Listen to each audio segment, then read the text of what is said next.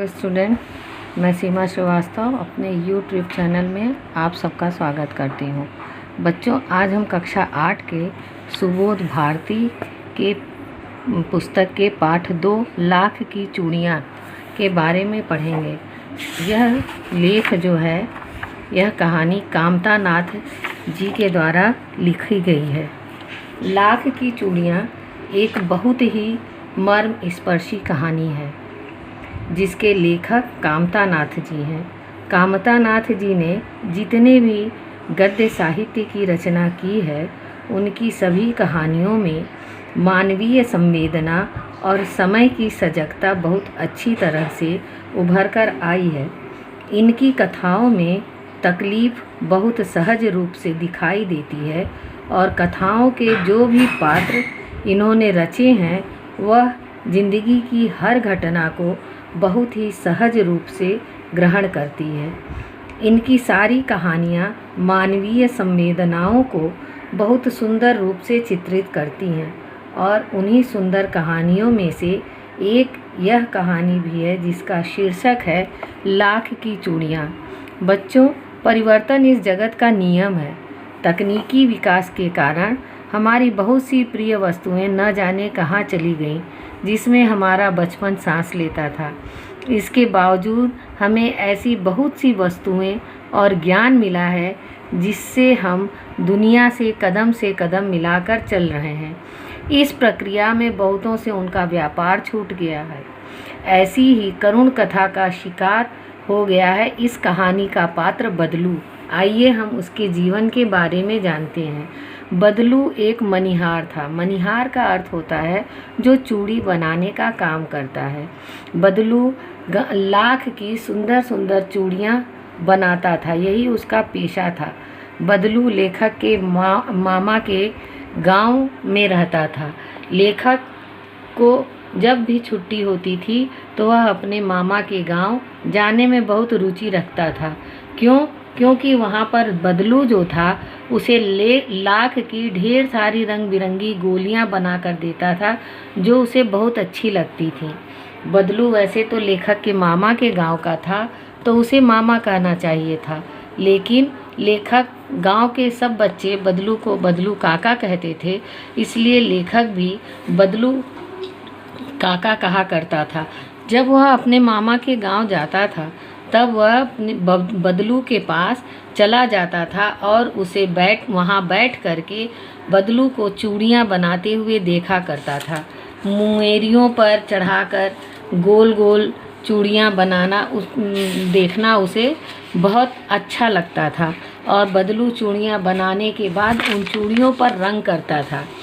यह कार्य वह मचिए पर बैठकर किया करता था, जो कि बहुत पुरानी थी और बगल में ही उसके हुक्का भी रहता था, जो बीच बीच में पीता रहता था। बदलू लेखक को लला कहा करता था और चूड़ियाँ बनाना उसका पैतृक पेशा था। वह चूड़ियाँ बनाता था। उसकी चूड़ियाँ बनाए हुए गांव की स्त्रियां बड़े चाव से पहनती थीं और आसपास के गांव के लोग भी उन चूड़ियों को ले जाते थे। उसका वस्तु विनिमय मतलब कि वस्तुओं के बदले में वस्तु लेना।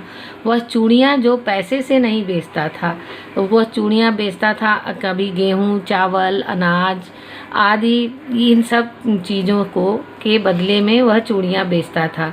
वस्तुओं के बदले में वस्तुएं देना वस्तु विनिमय कहलाता है। बदलू बहुत सीधा साधा था। वह इतनी सुंदर चूड़ियाँ बनाता था कि लोग शादी विवाह के अवसर पर भी चूड़ियाँ ले जाते थे उससे और उसके लिए उसको ढेर सारे अनाज मिलते थे, उसकी घरवाली को वस्त्र मिलते थे और रुपए पैसे जो मिलते थे सो अलग। इस संसार में बदलू को अगर किसी चीज़ से सख्त नफरत थी, सख्त चिढ़ थी, तो वो थी कांच की चूड़ियों से। अगर किसी स्त्री के हाथ में कांच की चूड़ियाँ दिख जाती थी तो वह अंदर ही अंदर कुढ़ जाता था और उसे 2-4 बातें सुना भी दिया करता था। वैसे तो लेखक से वह ढेरों बातें किया करता था, उसकी पढ़ाई के बारे में, घर के बारे में, शहर के जीवन के बारे में। और जब उससे लेखक कहता कि वह सब वहाँ सब कांच की चूड़ियाँ पहनते हैं, तो कहता था कि शहर है ना लला, वहाँ की बात अलग है। उनकी वहाँ के स्त्रियों की कलाइयाँ नाजुक होती हैं, तो वह लाख की चूड़ियाँ पहनेंगी तो उनकी कलाइयों में मोच आ जाएगा। बदलू लेखक की बहुत आवभगत करता था, उसे बहुत मानता था। जब जाता था तो उसे अपनी गाय का दूध, बगीचे के आम आदि उसको खिलाता रहता था। एक बार लेखक बहुत दिनों के बाद अपने मामा के गांव गया और वहां पर अचानक उसे जाने पर एक स्त्री को देखा उसने कि वह हाथ में कांच की चूड़ियां पहनी थी। तो उसे अचानक से बदलू काका का ध्यान हुआ आया और वह बदलू काका के घर गया।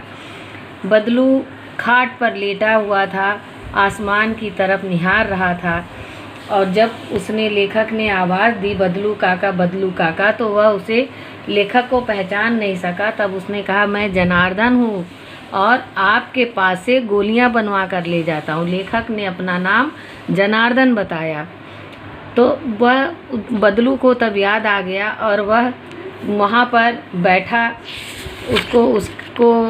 उससे बातचीत करने लगा, उसके बारे में जानने लगा कि इतने दिन तक कहाँ हो गया। जब लेखक ने पूछा कि बदलू काका अब आप चूड़ियाँ नहीं बनाते, तो वह बोला कि अब मशीनी युग आ गया है न लला, अब सब काम मशीन से होता है, खेत भी मशीन से जोते जाते हैं और जो मशीन से बनी हुई कांच की चूड़ियों में सुंदरता है वह मेरी लाख की चूड़ियों में कहाँ है।